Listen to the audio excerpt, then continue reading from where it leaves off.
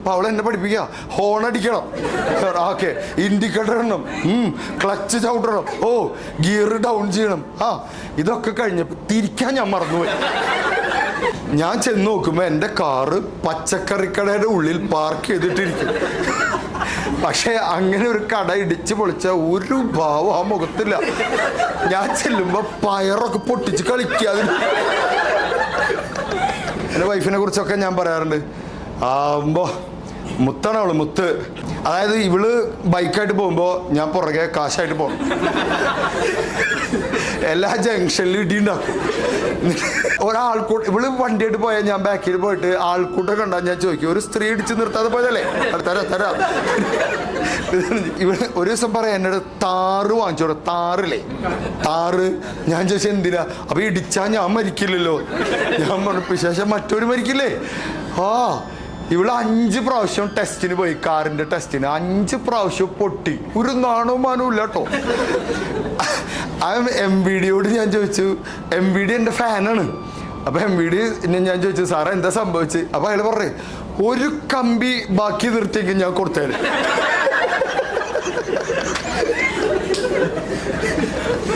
ഒരൊറ്റ കമ്പി. അപ്പൊ ഞാൻ അവളോട് ചോദിച്ചു, നീ എന്താ ചെയ്ത്? അപ്പൊ അവള് പറഞ്ഞു, അത് ആദ്യത്തെ റൗണ്ടിൽ തന്നെ 4 കമ്പി പോയി. പിന്നെ ഞാനവിടെ ആഘോഷിച്ചു.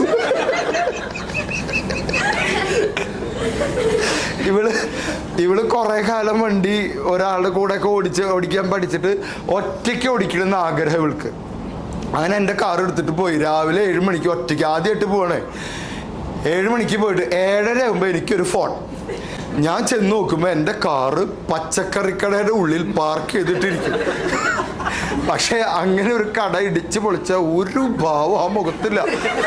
ഞാൻ ചെല്ലുമ്പോൾ പയറൊക്കെ പൊട്ടിച്ച് കളിക്കാതെ.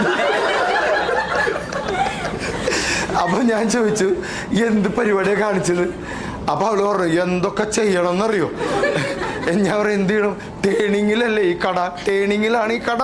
ഞാൻ എന്തൊക്കെ ചെയ്യണം? അപ്പൊ അവൾ എന്നെ പഠിപ്പിക്കുക ഹോൺ അടിക്കണം, ഓക്കെ, ഇൻഡിക്കേറ്റർ ഇടണം, ക്ലച്ച് ചവിട്ടണം, ഓ ഗിയർ ഡൗൺ ചെയ്യണം. ഇതൊക്കെ കഴിഞ്ഞപ്പോൾ തിരിക്കാൻ ഞാൻ മറന്നുപോയി. വണ്ടി നേരെ പോയി. ഈ ടീമിന്റെ കൂടെയാണ് എൻ്റെ ജീവിതം. എങ്ങനെയുണ്ട്? പക്ഷെ അവളെ കുറിച്ച് ഞാൻ ഇങ്ങനെയൊക്കെ പറയെങ്കിലും അവളാണ് കേട്ടോ നമ്മുടെ യഥാർത്ഥ ശക്തി, എൻ്റെ ബാക്ക് ബോൺ.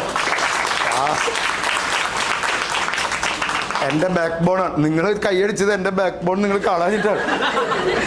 എൻ്റെ ബാക്കിലെ ബോണുണ്ടല്ലോ. അങ്ങനെയല്ല, തമാശല്ല. ഒരു ഭാര്യ വിചാരിക്കുന്ന അത്രേ ഭർത്താവിന് വളരാൻ പറ്റുള്ളൂ. ഭർത്താവ് വിചാരിക്കുന്ന അത്രയാണ് ഭാര്യയ്ക്കും വളരാൻ പറ്റുക. തളർത്താനും പറ്റും. ഭാര്യ വിചാരിച്ച ഭർത്താവിനെ തളർത്താൻ പറ്റൂലേ, ഭർത്താവ് വിചാരിച്ച ഭാര്യയെ തളർത്താൻ പറ്റും. ഇവള് ശരിക്കും എൻ്റെ സപ്പോർട്ടാട്ടോ. ഇപ്പോഴും അത് ഏത് ക്ലാസ്സിന് പോയാലും വിളിച്ചു ചോദിക്കും. മാത്രമല്ല, മക്കളൊക്കെ വളർത്തുന്നത് കണ്ടു കഴിഞ്ഞാൽ നമുക്ക് ഭയങ്കര റെസ്പെക്ട് തോന്നും. എന്നെ കൊണ്ട് പറ്റൂല, 1 മണിക്കൂറൊക്കെ എനിക്കിരുന്ന് കളിക്കാൻ പറ്റുള്ളൂ അവരോട് കൂടെ. അവളുടെ ഒരു ക്ഷമയും സമ്മതിച്ചു കൊടുക്കണം. She so adorable. സീരിയസ്ലി ഭയങ്കര ഇഷ്ടമായത് കൊണ്ടാണ് നമ്മളിങ്ങനെ പറയുന്നത്. ഇത് കുറ്റം പറയലൊന്നുമല്ല. ഇപ്പോൾ മക്കളെ നോക്കുന്നതിന് വേണ്ടിയിട്ട് ജോലി ഉപേക്ഷിച്ചിരിക്കുകയാണ്, ഇനി വീണ്ടും ജോലിക്ക് കയറും. ഞങ്ങൾ ഭയങ്കര പ്രേമത്തിലും സ്നേഹത്തിലൊക്കെയാണ്. പിന്നെ ഇടയ്ക്കിടയ്ക്ക് ഡൈവോഴ്സിനെ കുറിച്ച് ചിന്തിക്കുന്നു. അപ്പോൾ അത് പിന്നെ ഉണ്ടാവുമല്ലോ. ഇടയ്ക്ക് പ്രാന്താവും. ഞങ്ങൾ തമ്മിൽ ഗംഭീര അടിയൊക്കെ ഉണ്ടാവും. അടി ഉണ്ടാവൂലേ ഭാര്യയും ഭർത്താവും തമ്മിൽ? അതാണ് അതിൻ്റെ രസം. അത് കഴിഞ്ഞിട്ട് ഇണങ്ങണം. വിവാഹ ജീവിതം ഹാപ്പി ആണെങ്കിൽ നമ്മൾക്ക് തടി കൂടും. വിവാഹ ജീവിതം ഹാപ്പി അല്ലെങ്കിൽ നമുക്ക് വയസ്സ് കൂടും. ഹാപ്പി അല്ലെങ്കിൽ പെട്ടെന്ന് വയസ്സാവും നമ്മൾ. ഹാപ്പി ആണെങ്കിൽ തടി കൂടും. നിങ്ങൾ ശ്രദ്ധിച്ചിട്ടുണ്ടോ? എൻ്റെ ഹാപ്പിയാണ്, അതുകൊണ്ടാണ് ഇങ്ങനെ. പിന്നെ ഫുള്ള് അങ്ങോട്ടും ഇങ്ങോട്ടും ഭക്ഷണം ഉണ്ടാക്കലും അങ്ങനെയാണ്. അപ്പം എന്ത് വേണമെന്ന് വെച്ച് കഴിഞ്ഞാൽ ആഴ്ചയിൽ 2 ദിവസമെങ്കിലും അടി കൂടണം. എന്തെങ്കിലും കാരണം ഉണ്ടായിട്ട് അടി കൂടുക. അതിന് പ്രത്യേകിച്ച് കാരണമൊന്നും വേണ്ട, അത് അടി കൂടിക്കോളും. ഇവരെന്താ പറയണത് ഇവർക്ക് അറിയില്ല. അതാണ് രസം. ഇവൾക്ക് വേണമെന്നുണ്ടെങ്കിൽ വേണമെന്ന് പറയാം, വേണ്ടെന്നുണ്ടെങ്കിൽ വേണ്ടെന്ന് പറയാം. ഇത് പറയില്ല. ഞാൻ വീട്ടിലേക്ക് വിളിച്ചു ചോദിക്കൂ രാത്രി, എടി ഇന്ന് ഫുഡ് വല്ലതും പാഴ്സൽ മേടിക്കണം, വേണ്ട. അപ്പം ഞാൻ വേണ്ടെന്നല്ലേ പറഞ്ഞത്. അപ്പം ഞാൻ വീട്ടിലേക്ക് വാങ്ങിക്കാണ്ട് പോയിട്ട് അവിടെ ചെല്ലുമ്പോൾ അവള് ചോദിക്കും, എവിടെ? എന്ത് ഫുഡ്? അപ്പം നീ അല്ലേ വേണ്ടെന്ന് പറഞ്ഞത്. എന്നാലും മേടിച്ചൂടെ?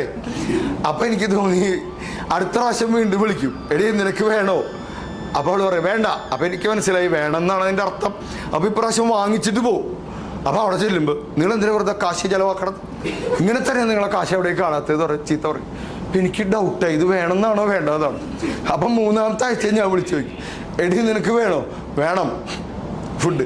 അപ്പം ഞാൻ വാങ്ങിക്കില്ല, കാരണം ഇവിടെ നേരെ ഓപ്പോസിറ്റ് അല്ലേ. എന്നിട്ട് അവിടെ ചെല്ലുമ്പോൾ പട്ടിണി എടുക്കുന്നുണ്ടാവും. അവസാനം പാഴ്സൽ വാങ്ങിച്ചിട്ട് കാറിൽ വെച്ചിട്ട് നടന്നു വന്നു വീട്ടിൽ. എന്നിട്ട് ഞാൻ ചോദിച്ചു, അപ്പോൾ അവൾ ചോദിച്ചു ഫുഡ് എവിടെ?